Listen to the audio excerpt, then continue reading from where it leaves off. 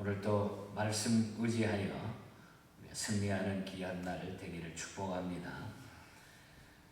야생 동물까지 하나하나까지 일일이 보살피는 하나님의 그 자상하신 배려가 오늘 본장에 쭉 기록이 되어 있습니다. 오늘날 어떤 이들은 자기가 세상의 모든 일을 다 아는 것처럼 이렇게 교만하게 살아가는 사람이 많습니다. 그러나 인간이 얼마나 알며 그 지혜가 얼마이며 어느 정도이겠습니까? 그래서 하나님께서는 동물들 다 이야기해서 염소라든지 사슴이라든지 들나귀, 들소, 또 뒤에 쭉 나오는 타조, 말, 매 등등을 통해 가지고 해답을 우리에게 제시해 줍니다. 그럼 우리는 이 본문을 통해 가지고 하나님 앞에서 인간이 취할 자세에 대해서 쭉 한번 오늘 아침에 묵상해 보면 좋겠어요. 그러니까 하나님을 섬기는 우리의 자세가 어떻게 해야 되느냐 하는 이런 말씀입니다. 하나님을 섬기는 자세. 하나님 앞에서 먼저 우리는 교만하지 말아야 된다. 1절에서 12절은 그 이야기를 합니다. 이제 하나님께서는 욥에게 암사슴이 언제 새끼를 낳는지 또 그 기한을 아는지 1절과 2절에 보면 이렇게 물어봅니다. 이제 욥이 그래도 자기는 하나님 앞에 잘못한 것 없이 의로운 것처럼 자꾸 이야기를 하니까 하나님께서는 욥에게 네가 얼마나 지혜롭게 네가 얼마나 많이 알고 있느냐. 그러면 네가 한번 대답해봐라. 암사슴이 언제 새끼를 낳는지 또 그 기한을 아는지 너 한번 대답해 볼래? 이렇게 하나님이 물어보는 거죠. 이 암사슴은 높고 그 위험한 지역을 다닐 수 있을 정도로 아주 튼튼한 발을 가진 짐승입니다. 우리가 시편 18편 33절에도 그 암사슴에 대한 이야기를 하고 있죠. 고대 이 팔레스타인에 많이 서식하고 있었던 그런 동물 가운데 하나가 바로 이 사슴입니다. 그런데 하나님께서는 이 짐승의 새끼 낳는 기간 등을 물으신 것은 하나님께서 당신의 능력과 세심한 배려를 통해 가지고 모든 일들을 이루어 가심을 가르치시기 위해 가지고 그걸 이야기를 하고 있는 것입니다. 또 새끼 낳는 모습과 그 고통과 성장 과정까지 아느냐. 3절과 4절에 보면은 네가 그 어떻게 새끼를 놓고 그래가지고 어떻게 그것이 성장하는지 너 그거 알고 있느냐 또 물어보죠. 그리고 5절에서 8절에 보면은 들나귀에 대해 가지고 들나귀에게 자유를 주신 분이 누군지 네가 아느냐. 누군지 아느냐. 또 9절에서 12절에 보면 들소를 사람들이 길들일 수 있도록 하신 분이 누군지를 아느냐. 들소에 대한 것.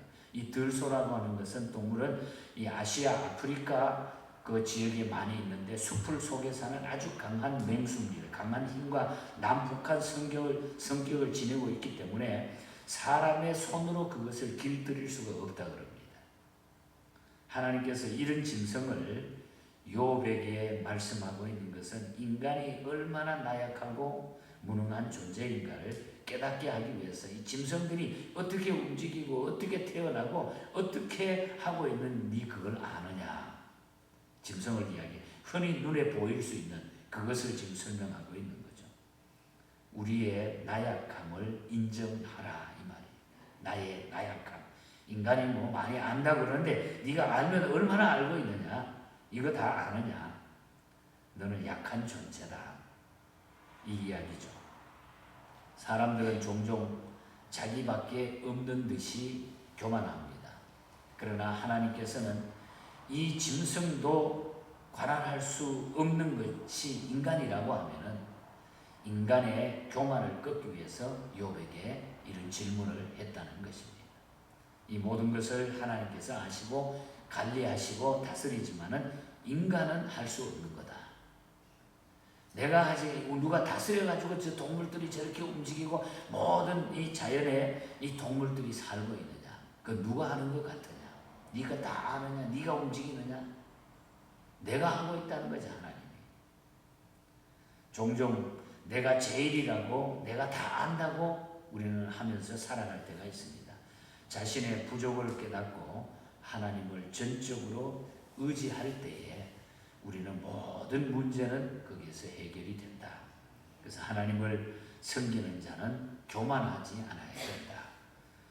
우리 계속해서 그랬잖아. 하나님께서는 아는 척하지 말라, 교만하지 말라, 하나님의 주권을 인정하라, 그런 이야기죠. 그리고 13절에서 18절 사이를 보면은 하나님께서 지혜의 주관자이심을 믿어야 된다는 거예요. 하나님을 섬기는 우리의 자세는 하나님께서 지혜의 주관자임을 우리가 알고 하나님을 섬기라는 거죠. 모든 지혜의 주관자는 지혜를 주시는 분은 하나님이라는 거죠.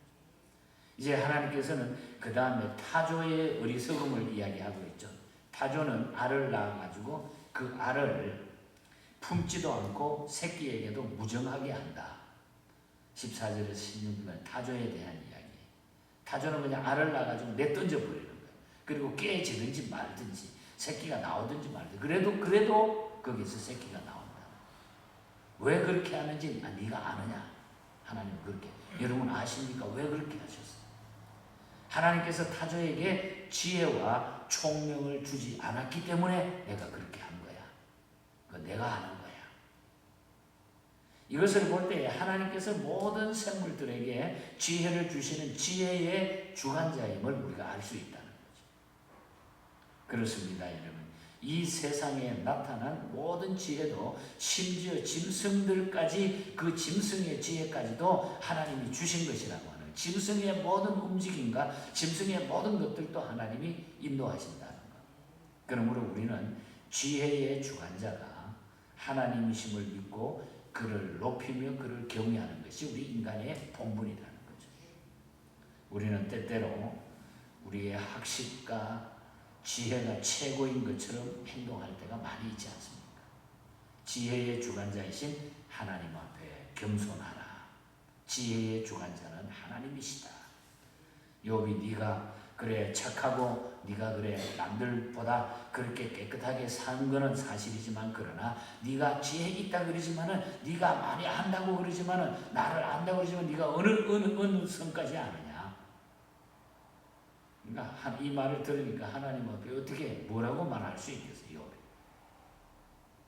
그리고 19절에서 마지막 25절까지 읽지 못했습니다만은 하나님께서 능력과 용기 주심도 우리가 믿어야 된다. 능력과 용기를 주시는 것도 우리 하나님이 하신다. 그래서 우리가 하나님을 섬길 때에 능력과 용기를 하나님이 주시기 때문에 나는 부족하고 나는 약하지만은 그러나 그 능력과 힘은 하나님을 통해서 온다고 하는 거예요. 심지어 짐승들에게까지 다 그렇게 된다는 거죠. 하나님께서는 욥에게 다시 말합니다. 19절에 보면 내게 말에게 힘을 주고 그 목에 갈기를 입혔느니, 갈기라고 하는 것은 그 말의 목에 난 그 털을 이야기하죠. 길게 난 털. 무거운 것을 태우고 질풍처럼 달리는 말에게 줄 수 없다는 거죠. 또한 말은 이 싸움터에서 두려워하거나 놀라지 않는 것이 말이에요. 그러니까 말이 엄청 강하잖아요. 계속 서 있는 것이 말이니까. 이렇게 군마의 힘과 용맹과 충성은 누가 주느냐? 이 모든 것 하나님이 주셨다는 거예요. 그래서 전쟁에 꼭 말이 사용이 됐던 걸 볼 수 있습니다. 요즘 같은 세상은 전부 그냥 무기들이 개발이 됐지만 초창기에 칼 휘두르고 화살 쌀 때만 해도 말이 최고의 전쟁에 요즘으로 말하면 엄청난 탱크라든지 그냥 장갑차 역할을 말이 다 했다는 거죠. 그 힘을 누가 준지 네가 아느냐? 하나님께서 다 그렇게 만드셨다는 거죠. 그렇다면 하나님께서 오늘 우리 성도들에게 영적인 능력과 용기와 담력을 우리 하나님이 주신다고 하는 그 사실이죠. 그러므로 우리에게 부족하다고 생각되는 것이 있다고 하면 하나님께 구하라고 하는 것입니다. 성경은 계절의 변화에 따라 남쪽으로 날아가는 매를 또 이야기하죠. 이 매에게 지혜를 주신 분이 하나님이시며 26절에 보면 또 27절과 28절에 보면 독수리가 높은 곳에 보금자리를 꾸미고 바위 끝 험준한 곳에서 살게 된 것도 하나님께서 지혜를 주셨기 때문에 그렇게 하고 있다는 것. 사람이 그렇게 시켜서 한 것이 아니라고 하는 것을 하나님이 말씀하고 있습니다. 인간은 함부로 자기를 자랑할 수 없다는 거죠. 하나님께서 만드신 동물의 신비는 우리 인간은 다 알지 못합니다. 그런데 우리가 정말 신기하잖아요. 새들이라든지 뭐 주변에 보면 모든 동식물들이 움직이고 생명을 가지고 살아가는 그 모습들을 보면 그걸 누가 그렇게 할 수 있겠어요? 하나님이 다 움직이신다. 하나님께서 만드신 동물의 신비는 우리 인간들은 다 알지 못한다. 하나님의 질문에 우리는 모른다. 이렇게 솔직하고 정직하게 대답할 수밖에 없다는 거죠. 인간은 하나님께서 하시는 일을 다 알 수 없다. 하나님을 인간 수준에 맞추어 가지고 끌어내리려고 하는 어리석은 신자들이 가끔 있습니다. 우리는 하나님을 우리의 수준에 맞추려고 해서는 그래서 안 된다. 내 방법대로. 하나님은 내가 크면 내가 크고 하나님도 크고 내가 작아지면 하나님도 작아지는 것처럼 이렇게 하나님을 섬겨서는 안 된다는 거죠. 우리가 하나님을 따라가야 되는 것입니다. 하나님께 우리는 따라가는 것. 하나님을 우리 수준에 맞추려고 할 때 그것이 바로 인본주의 신앙과 자유주의 신앙이 나오게 된다는 것. 그렇게 되면 하나님을 하나님으로 우리가 높여드릴 수가 없죠. 나를 섬기는 것밖에 안 된다는 거죠. 우리가 개인으로 습득한 단편적인 지식에 우리는 불과하다는 것입니다. 하나님을 그렇게 믿어요. 그렇기 때문에 인간이 아무런 까닭 없이 고통받는 이유를 알아내기 위해 가지고 힘쓰는 일은 하나님이 바람직하지 않다. 네가 그렇게 고통받는다고 해가지고 몸부림치고 그걸 알아내기 위해서 네가 막 지금 이야기하는데 가만히 있어라. 욥아. 욥이 받는 고난은 하나님의 계획 안에 숨겨져 있다. 이것이 하나님의 답이었어요. 그러니까 네가 받는 그 고난은 내 계획 안에 숨겨져 있는 것이다. 네가 그렇게 몸부림친다고 해서 네가 알 수 있는 게 아니야. 그래서 우리가 모든 문제의 해결점은 누구? 하나님의 손에 달려있죠. 그래서 우리가 걱정할 것이 없어요. 사실 이 믿음이 우리가 확실하다고 하면 우리에게 하나님 앞에 맡겨드리면 나는 그때부터 평안할 수밖에 없는 거죠. 그런데 그걸 내가 막 해결하기 위해 가지고 나는 안 그랬는데 내가 그걸 해결하기 위해서 내가 몸부림치니까 너무너무 힘들고 어려울 수밖에 없죠. 그것도 하나님의 계획이라는 하나님 계획 속에 다 있다. 우리가 당하는 환난이나 갑작스럽게 만난다고 생각하는 모든 일들도 하나님의 영원하신 경륜 가운데 다 포함이 되는 일들이다. 욥에게 하나님은 이것을 알게 하십니다.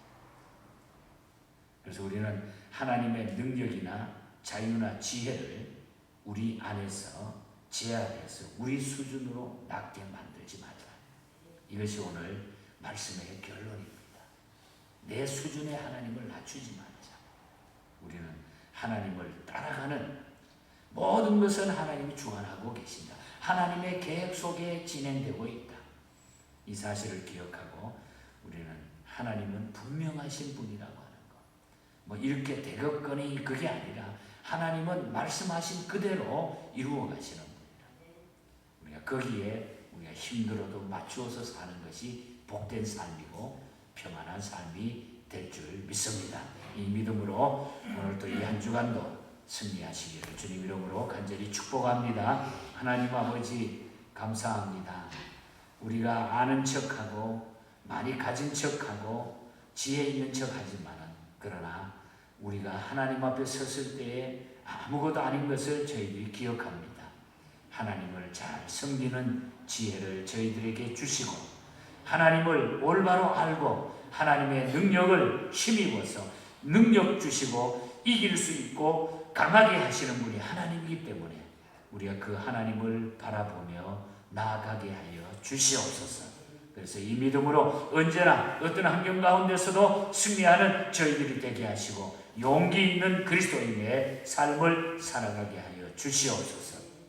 이 한 주간에도 우리 성도들 가정, 직장, 모든 자녀들 하나님이 일일이 지켜주시고 또 그 누군가 한 영혼에게 우리가 복음을 전하며 기도하며 그 영혼을 사랑할 수 있는 이런 뜨거운 열정을 우리 마음에 주셔서 다음 주에 큰 기쁨으로 하나님 앞에 예배할 수 있도록 은총 베풀어 주시옵소서. 거룩하신 예수님 이름으로 기도하옵나이다.